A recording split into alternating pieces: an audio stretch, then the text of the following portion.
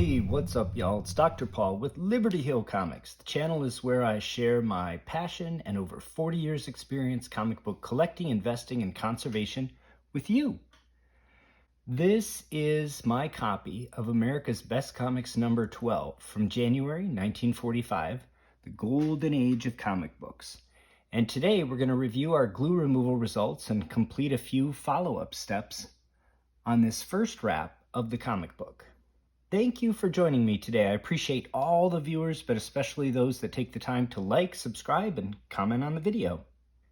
In episode 5, I dissolved the glue that was holding some fragments of the cover on this first wrap. For a quick review, we're using my 9-step comic book conservation process on this Golden Age comic book conservation project. After step 1, which is preparation and assessment, we determined this book only needed 6 of the 9 steps. We did a complete assessment of the work to be done on the comic and documented the current state in episode 1. We did very light dry cleaning in episode 2. We disassembled the comic and did a calcium hydroxide bath in episodes 3 and 4. And in episode 3, during the disassembly, we discovered the glue and we updated our conservation plan to add glue removal. We performed the glue removal in episode 5, which brings us to today's episode, in which we will review the results and do a few follow-up tasks. Future episodes will cover physical stabilization, including archival mending of the rips, then reassembly and pressing, and we'll wrap up with documentation of our process and comparing before and after pics. I believe the glue we removed from this wrap is polyvinyl acetate, also called white glue or school glue, and commonly Elmer's glue in the US. Once polymerized, it has almost zero solubility in water, but after some research, we found a promising recommendation from Museum Services Corporation. A particularly good polyvinyl acetate solvent is 50/50 acetone ethyl alcohol containing 6% water. Well, I'm thrilled to report their recommendation worked brilliantly. We were able to achieve both our primary goal of removing the glue and the secondary goal of recovering the thin paper strips to reunite with the cover. As you can see, our first wrap looks remarkable. Here is the second wrap in comparison, and I think I'll flip this over so that you can see just how the pages would compare to one another once they're reassembled in the book.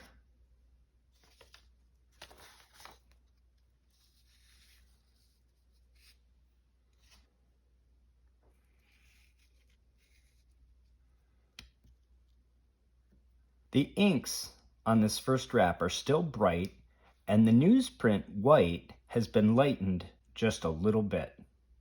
The paper quality of the second wrap is tan, and the paper quality of the first wrap is between off-white and tan using this owl card. When you look at the inks, they've maintained very good color with only minor fading. The green here, for example, is this same individual. So it is lightened up a little bit, but I think part of that is just lightening up with the paper quality. We did lose some ink, and we have some ink bleed through from the other side. It's most notable in areas like this. This is blue on the other side of this page coming through. We can decrease this probably with some exposure to blue LEDs. It is a bit noticeable on this splash page in a few areas that would really have your eye drawn to them. Here, here, and here.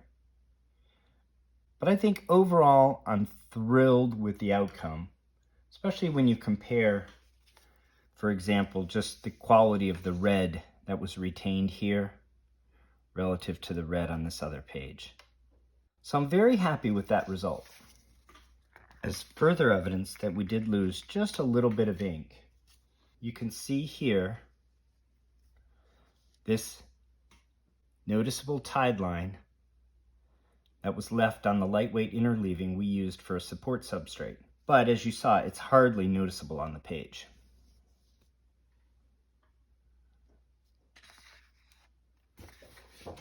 So today we have a little bit of work to do to complete the glue removal. First, there's a very faint amount of glue left on the first wrap where there had been a thick layer of dry glue. We're going to attempt to remove that today because this book might be submitted to CGC and I just don't want any even faint remnant of glue that might net us a purple label.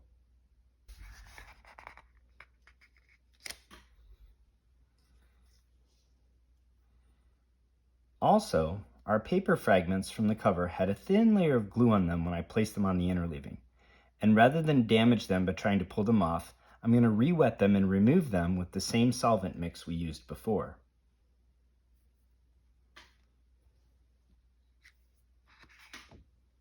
To prepare, I've already completed a few tasks. First, I made up 10 mils of the solvent mixture recommended by Museum Services Corporation. I've also got some blotting paper because we're going to do some spot treatments today, so this will be preferred to paper towels. And I've taken a piece of cardstock and labeled it to receive all of the paper fragments in order. I used pencil to mark the number and location of each fragment because remember, we're going to be putting these pieces wet with solvent on this sheet of cardstock, and ink would likely run all over if we used it.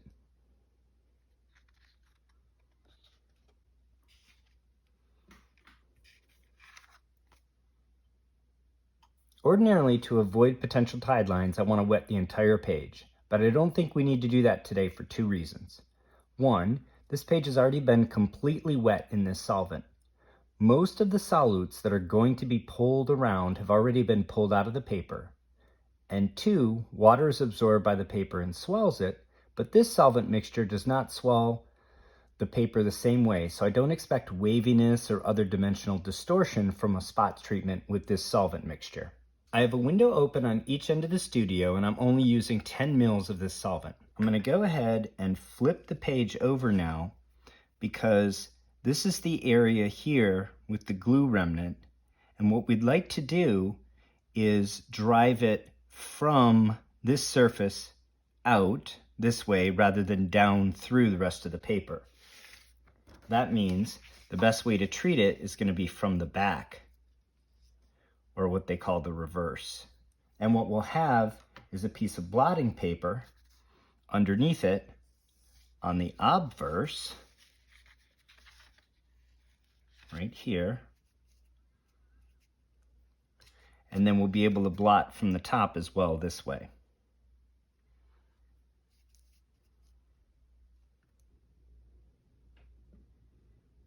I'm using the same BD 3mm syringe with an 1.5" 18 gauge needle that you've seen me use before, and I prefer using this because I can have very precise control of the solvent.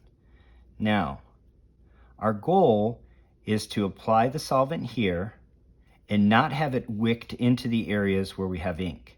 So we're going to control it by placing probably less than a drop and then immediately applying pressure so that it gets pulled into the blotting paper on either side.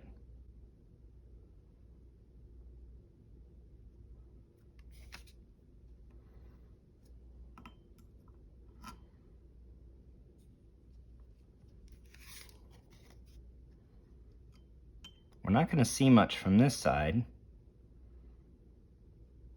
and we may not even really be able to tell from the other side either until after it dries.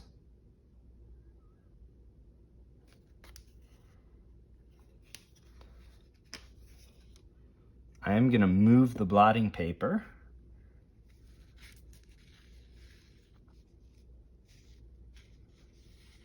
and I think the glue has come off because it's sticking just a little bit to the blotting paper here.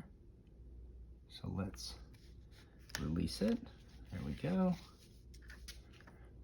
Find another spot on the blotting paper.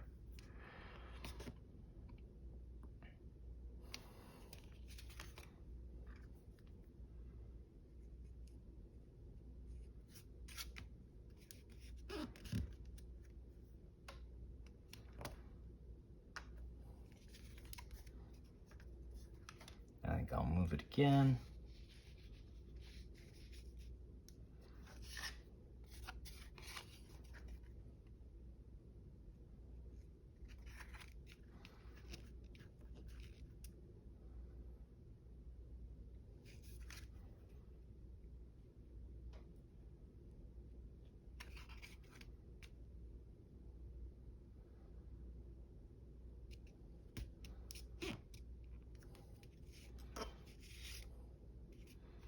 Let's see if we can tell from this side of the paper whether or not that residue is gone. Can't really tell just yet. I can't tell if it's just been moved around. We can do a little bit from this side as well. Probably won't hurt us.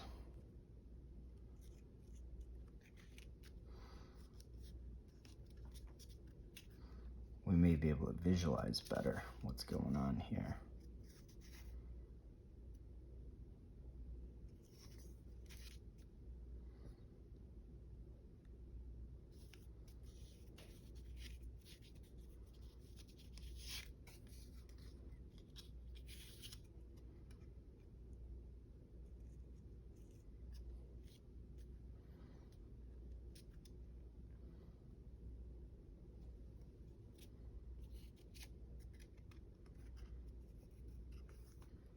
Well, again, something's happening because our page is sticking to our blotting paper. Whether or not we're actually removing a lot of this glue or just spreading it around, it's hard to say.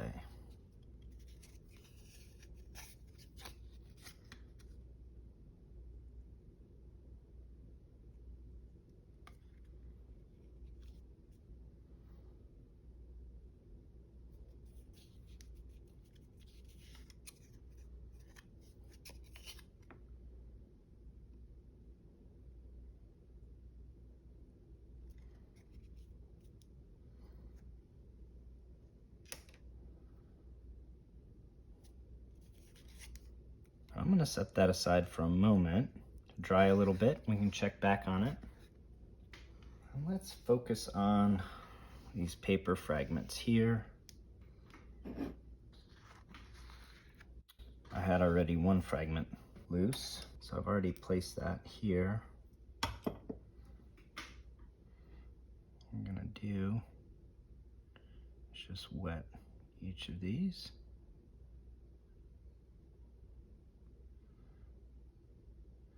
Hopefully,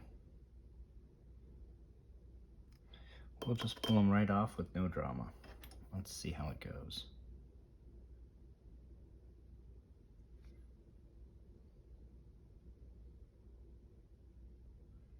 Remember, these are less than the width of a piece of paper, so I'm trying to be very gentle with them. They probably could rip just under their own weight.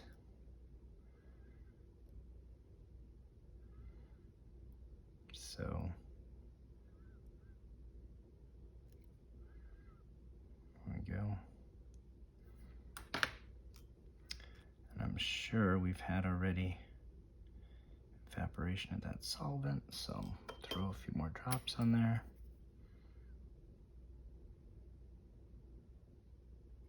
Beautiful.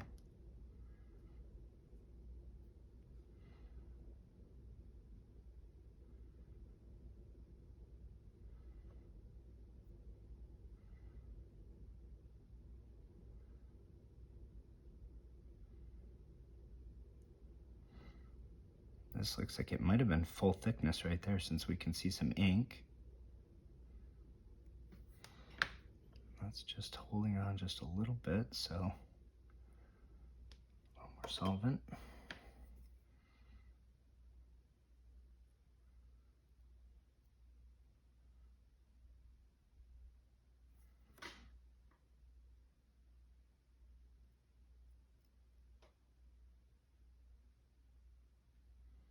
There we go. Now, ultimately, if there's still a little bit of glue here, and I need to re-wet these again to get them off this cardstock, that's okay.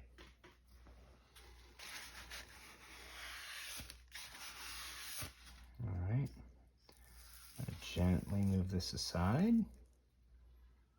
We'll use it when we reassemble the cover. Let's have another look at our page. I think it looks better. I feel like there's just a little bit here still of some glue residue. So I think we should do what we've already done once again.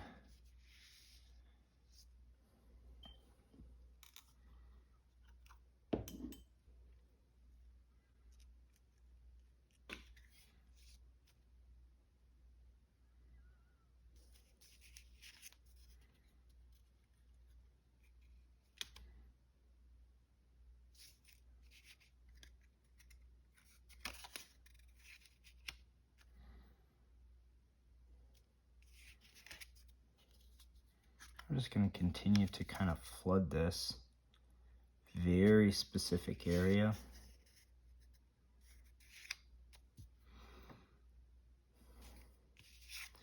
In an attempt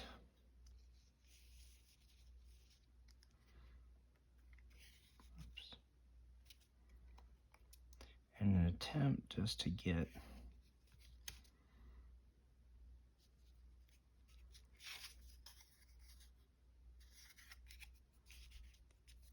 that glue out. As long as we keep the solvent right here, you notice even just a little bit in the inks is not going to hurt anything. That little spot we had over here is already gone.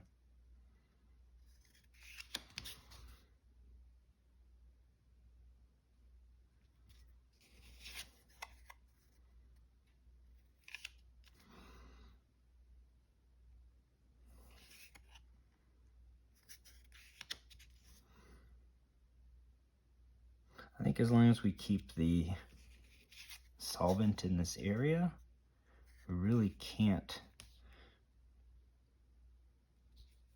almost can't put too much. I guess if we put so much that we further lightened the paper, it might be noticeable, but again, I don't think we're going to have tide lines here. And this is going to be fairly well hidden by the cover. So maybe what we're doing here, maybe we've already reached maximum return on our effort here. But those of you that have been with me on the channel for a while know that I'm a little bit stubborn, a little bit of a perfectionist. So I'm going to go a little bit longer here and see. Maybe I can remove this residue entirely here. That would be great.